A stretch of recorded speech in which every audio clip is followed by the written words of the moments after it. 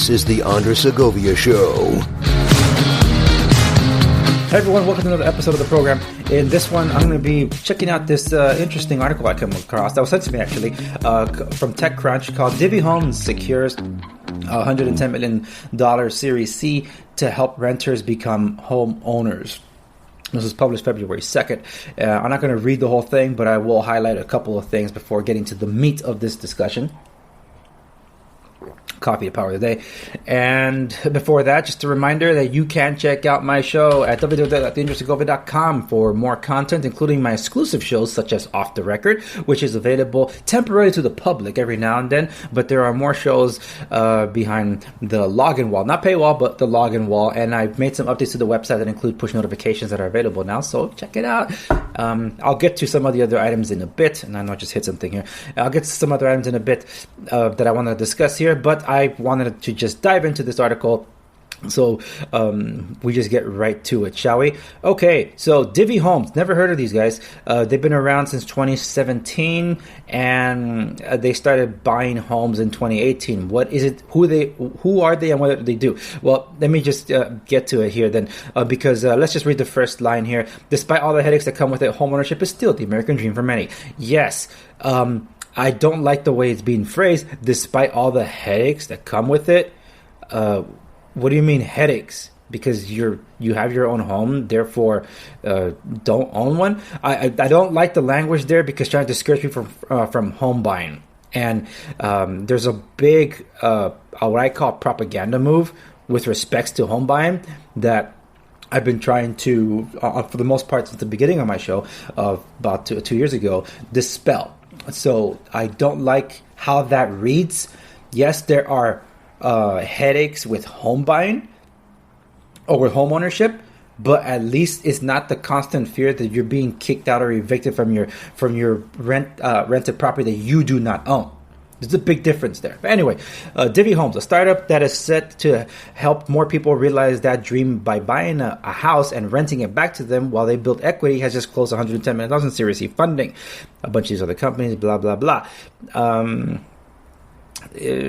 Mortgage rates dropped to historic lows in 2020, yes, driven by the pandemic. Instead of making it easier to buy a home, many banks actually tightened underwriting requirements for approval, said Divvy CEO, I think her name is Adina Hefetz, yes. Adina Hefetz. Well, yeah, they had to tighten money because there was no money coming in. The entire economy came to a stop worldwide, literally. So how do you lend out money that is not yours? Because the bank's money is your money. How would you lend out money to those that cannot pay back? Yes, of course, things became a lot more stringent. But while lenders were busier than ever, much of that volume was driven by people who already own homes refinancing with the lower rates, like I did. Anywho, let's see. Let's get to... Yeah, you expanded, blah, blah, blah, blah, blah, blah, blah. So they said they saw a tailwind for their business because they didn't buy property from March and April because they were waiting to see what would happen with the world. So when the world picked up again, they started buying property. Ultimately, over the course of 2020, Divvy expanded operations from 8 to 16 markets and financed 5 times as many homes as it had in pre-pandemic times. It also worked with its existing customers by offering flexibility and rent relief in the way of waived late fees and flexible payment scheduling, for example. And that's good because for those of you that are regular followers of my program, especially the podcast, I've discussed, especially during the pandemic, where I put a lot of things to the side so I could help you with your properties. Imagine whether you were a tenant property owner or somewhere in between, and also defending your property rights from what California was doing to basically hurt everyone in the process in supposedly trying to do good. So in all that, I made basically a couple of episodes addressing both sides of the I guess the rent issue, from the tenants to the property owners, and I was telling property owners, hey, we're all in this together in this case, quite literally, because you got good tenants that are hurting. You got to work with them, otherwise you might be at risk of losing your own property too if you're not getting any income. Let's get to this rent to own thingy. So let's see. This is the paragraph I wanted to read. How does Divvy work? I never heard of these guys, but let's see. How does Divvy work? Divvy claims to be different from other real estate tech companies in that it aims to digitize the archaic, data-heavy processes buyers encounter along the way. It works with renters who want to become homeowners by buying a home they want and renting it back to them for 3 years while they build the savings needed to own it themselves. So here's where I got a question about this. But I guess to I guess elaborate on the processes here. So I guess they start working with the individual, the would-be home buyer, 3 years from then. But for now, it's still a tenant. And they say, hey, we want to help you build your equity. We'll get the house for you. We'll rent it for you. You can live in it for 3 years, and by the end of 3 years, you can buy it back from us. It's kind of like the lease-to-own thing that I guess auto companies did. I hated it when it came to cars because it's a depreciable value. And yet sometimes you were SOL at the end of all that. We were in a very bad one. I remember when my father, I was a kid, but I remember it. I hated the lease to own. It sounded great, but it's a depreciable asset. In this case, it's an appreciable asset. So this I can see working better for the housing industry. Where I have questions, though, is here in a moment. So I guess they do a contract to... Always interruptions. Sorry. Okay, so rather than buy the homes and look for renters, the company does the opposite. Customers pick out a home and Divvy purchases it on their behalf, with the renter contributing an initial 1 to 2% of the home value. Okay, so in comparison to the traditional home buying process, first-time home buyers generally end up buying with what is called an FHA loan. An FHA loan requires the most minimal of deposits, which is 3.5%.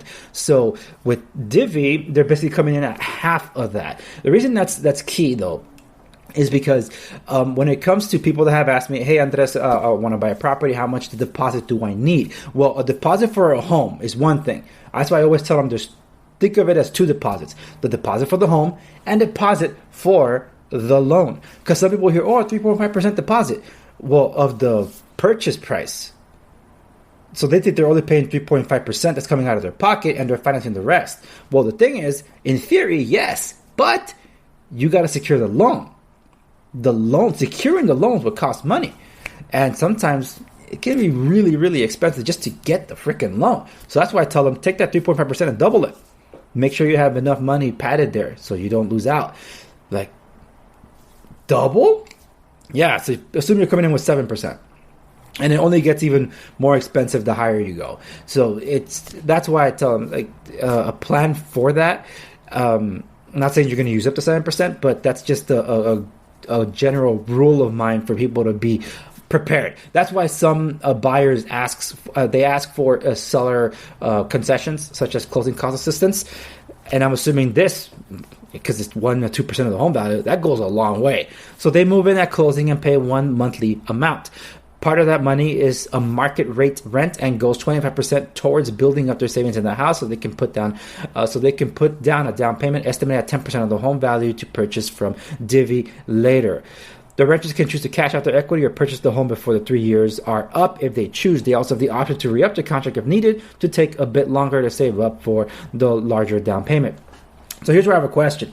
I'm not sure entirely how this all works. The article doesn't explain it. The questions that I would have, and I'm sure they would answer it by reaching out. I haven't done so. I'm just reading the article just like you are, but I'm curious about this model and I want to follow this closely. So it's a 3-year contract, right? And this is an appreciable, not a depreciable asset. So year one, the purchase is made. 3 years later is when the buyer says, okay, I have the money now. Here it is. I'll buy it from you.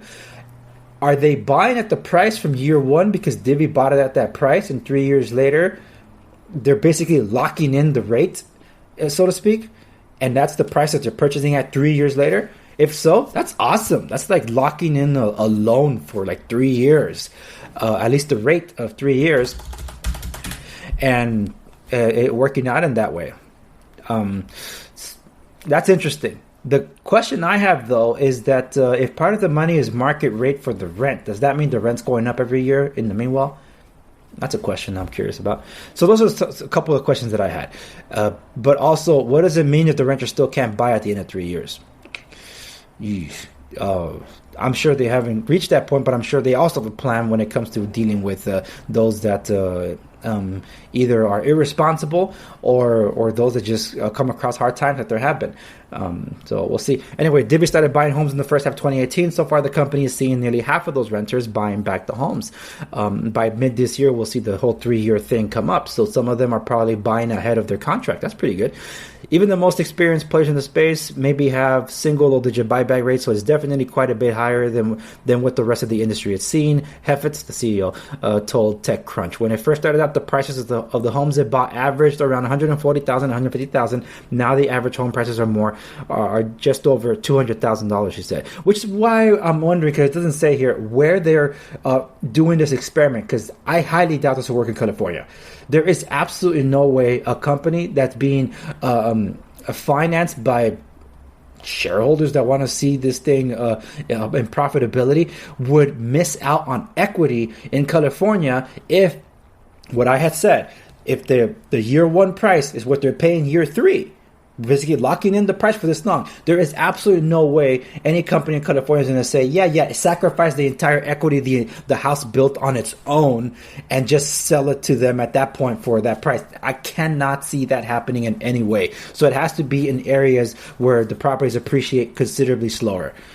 While Divvy's mission involves wanting to make homeownership more accessible, Heffitz points out that it's a lucrative business model as well. The number of people who fall outside of the traditional mortgage box is growing. She added, with more people struggling to be able to purchase a home. So that's all I wanted to dive into this article. I'm leaving a link to this for those of you that are watching this on Odyssey, Rumble, or obviously here or on YouTube, the links in the description down below for you to read into more of this. And for those of you that are watching this at www.dangerousagova.com, thank you so much. You can find a link. Just scroll down. There it is in the show notes for you to see. I'll also be leaving links to other discussions that I've had regarding the importance of homeownership, because that's in response to the first line. Oh, the headaches that come with homeownership. I just felt that's how the first line came across to me. Despite all the headaches that come with it, homeownership is still the American dream for many. I just don't like the way it's presented. It could be just me with my detections of bias, but whatever. Anyway, that's all I wanted to read into this. So the other thing I wanted to show you is, for those of you that are interested in learning more about real estate, this is what I got to show you. This is available on my website, but also for anything and everything that interests you regarding real estate resources, where you would go would be segoviares.com, because this is my landing page for anything and everything real estate.